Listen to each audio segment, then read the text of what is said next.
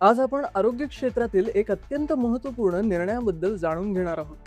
19 April 2026च्या अधिकृत अहवालानुसार महाराष्ट्र राज्य सार्वजनिक आरोग्य विभागाने राज्य पॅलिएटिव्ह केअर कार्यक्रम आता अधिक व्यापक स्वरूपात राबवण्याचा निर्णय घेतला आहे। ज्या रुग्णांचे आजार बरे होण्यापलीकडे गेले आहेत त्यांना दिलासा देण्यासाठी ही योजना वरदान ठरणार आहे।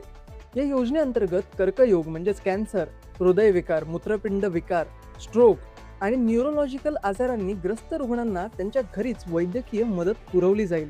राज्य सरकारने घेतलेल्या या निर्णयानुसार आता रुग्णांना उपचारांसाठी फक्त रुग्णालयावर अवलंबून राहावे लागणार नाही। जिल्हा आणि उपजिल्हा रुग्णालयांमध्ये या रुग्णांसाठी 4 ते 6 खाटांचं स्वतंत्र पॅलिएटिव्ह केअर वॉर्ड राखीव ठेवण्याचे नियम लागू करण्यात आले आहेत। जिल्हा चिकित्सक डॉक्टर विनोद पवार यांनी स्पष्ट केल्यानुसार या उपक्रमामुळे हजारो रुग्णांची नोंदणी आधीच पूर्ण झाली असून येणाऱ्या काळात हा आकडा वाढण्याचे उद्दिष्ट सरकारने ठेवले आहे। विशेष म्हणजे ज्या रुग्णांना हालचाल करणे कठीण आहे त्यांच्यासाठी डॉक्टर, नर्स आणि आरोग्य कर्मचारी स्वतः घरी जाऊन फॉलोअप घेतील।